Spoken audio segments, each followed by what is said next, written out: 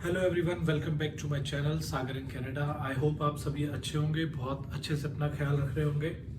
तो ये वीडियो आज बहुत स्पेशल और इन्फॉर्मेटिव होने वाली है क्योंकि इस चीज़ की हर किसी को रिक्वायरमेंट होती है। जो भी कोई एज अ इमिग्रेंट और एज अ स्टूडेंट नया कनाडा में आता है, आपको एक लोकल आइडेंटिटी प्रूफ की ज़रूरत होती है और ड्राइविंग लाइसेंस की ज़रूरत होती है। तो ये दोनों एक ही चीज़ से आप काम निकाल सकते हैं। आज इस वीडियो में हम डिटेल में बात करने वाले हैं कि आप यहाँ पे ड्राइविंग लाइसेंस किस तरीके से ले सकते हैं, क्या क्या स्टेप होने वाले हैं, कितना आपका खर्चा आने वाला है, क्या आपको डॉक्यूमेंट्स चाहिए। तो बिना किसी तरीके फटाफट से शुरू करते हैं इस वीडियो को। अगर आप भी कनाडा आ रहे हैं तो मेक श्योर कि आप जो डॉक्यूमेंट और रिक्वायरमेंट मैं बताने वाला हूँ उसको लेकर आएँ। और अगर आपका कोई फ्रेंड आ रहा है तो आप उसको ये वीडियो जो है शेयर कर सकते हैं, चैनल को सब्सक्राइब कर सकते हैं। चलिए फटाफट से शुरू करते हैं इस ब्लॉग को।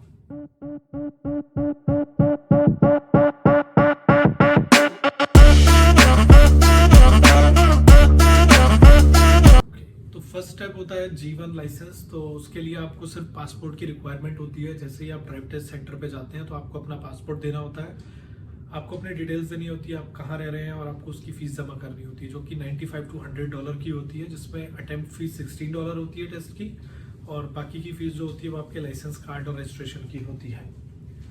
ये स्क्रीन पर एक टेस्ट होता है। 20 क्वेश्चन के दो पार्ट होते हैं, एक साइंस का और एक रूल्स का। जैसे ही आप 20 में से 16 आपको ईच में लाने होते हैं पासिंग के लिए। जैसे ही आप क्लियर कर लेते हैं आपको इस तरीके का एक टेम्परेरी G1 लाइसेंस मिल जाएगा जिसमें आपकी डिटेल और वो सब लिखा होगा। और अगर आप फेल कर जाते हैं इसको तो आपको अगेन $16 पे करने होते हैं री अटेम्प्ट के।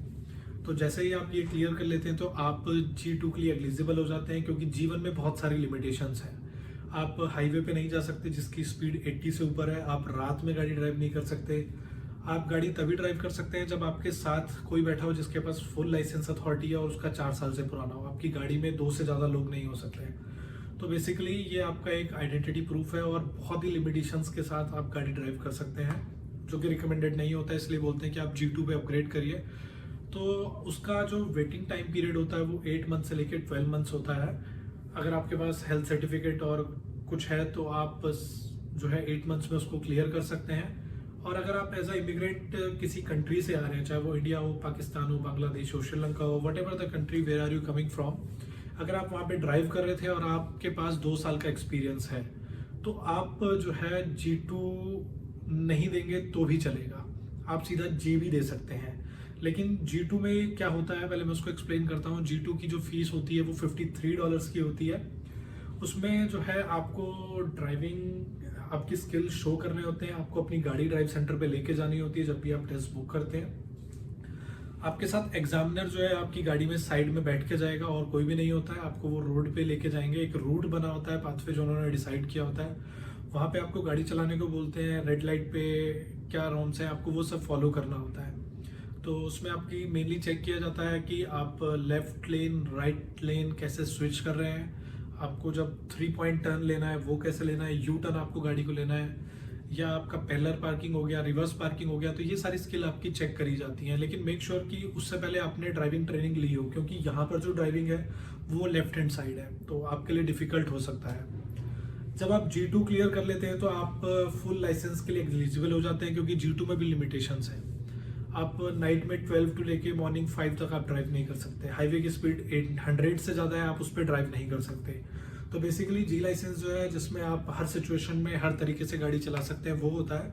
तो G2 के बाद G के लिए जो होता है वो भी 8 मंथ्स का वेटिंग पीरियड होता है। तो ऑलमोस्ट G1 से लेके G के लिए 2 ईयर्स का टाइम पीरियड लग जाता है। G1 आपका फुल ड्राइव टेस्ट होता है, उसमें भी सेम आपके साथ एग्जामिनर जाएगा, लेकिन उसमें reverse parking, parallel parking, 3 point turn ये सब नहीं चेक किया जाएगा। उसमें आपको हाईवे के साथ साथ स्ट्रीट रोड पे लेके जाएगा, जिसमें स्पीड 40 टू लेके 70 और 100 भी हो सकती है। डिपेंड करता है कि आप कौन सी प्रोविंस में रहते हैं। वो एक टेस्ट जो होता है 15 से 20 मिनट का टेस्ट होता है। और अगर आपने सारे नॉर्म्स फॉलो किए हैं, पैरामीटर पे अगर आप खरे उतरे हैं, मेनली आप एक सेफ ड्राइवर हैं, तो आपको जो है फुल लाइसेंस मिल जाता है। और उसकी जो फीस होती है वो होती है $93 की।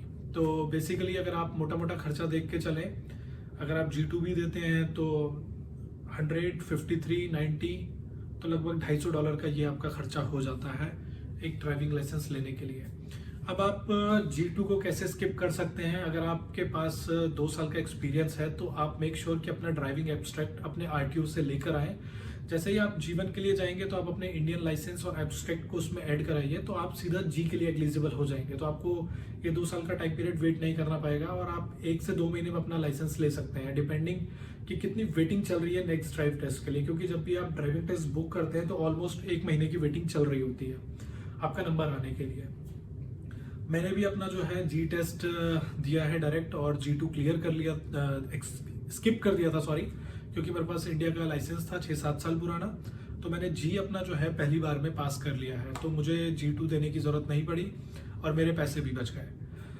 और अगर आप G में फेल हो जाते हैं तो आप दोबारा G रीअटेम्प्ट नहीं कर सकते हैं। अगर आपने एब्स्ट्रैक्ट ऐड कराया तब भी उसके लिए आपको G2 पास करना ही पड़ेगा और फिर आपको G देना पड़ेगा। तो इस केस में आपके पैसे भी ज़्यादा लगेंगे, आपका टाइम भी खराब होगा। तो मेक श्योर कि यार आप उससे पहले क्लासेस ले लें, क्योंकि मैंने भी ली थी क्लासेस। हालांकि मैंने बहुत ज़्यादा ड्राइव करी हुई है इंडिया में, लेकिन यहाँ के जो रूल्स हैं वो बहुत डिफरेंट हैं, स्ट्रिक्ट हैं, पेडेस्ट्रियन सेफ्टी को लेके बहुत ज़्यादा है, नॉर्म्स फॉलो करने पड़ते हैं। तो ड्राइविंग टेस्ट आप भी लीजिएगा, यही रिकमेंडेशन रहेगी। मैंने भी लिया था और मैंने कहाँ से लिया था और यहाँ पे ड्राइविंग टेस्ट आप किस तरीके से ले सकते हैं, किस तरीके से स्कूल आपको चार्ज करते हैं, अगर आपको उसके बारे में जानना है तो वीडियो मैंने अपने चैनल पे अपडेट करी हुई है। मैं डिस्क्रिप्शन में उसका लिंक भी डाल लूँगा, आप उसको चेक कर सकते हैं। तो ये था पूरा आपका ड्राइविंग लाइसेंस आप किस तरीके से ले सकते हैं। आपको वीडियो अच्छा लगा हो तो आप लाइक करें, शेयर करें। ऐसे ही इंफॉर्मेटिव वीडियो देखने के लिए आप चैनल को फॉलो कर सकते हैं। और अगर आप कनाडा में न्यू आ रहे हैं, आपको कुछ भी जानकारी चाहिए, कुछ भी इंफॉर्मेशन चाहिए, तो आप कमेंट में डाल दीजिएगा, मैं उसका रिप्लाई दे दूँगा। Thank you for watching this video, take care.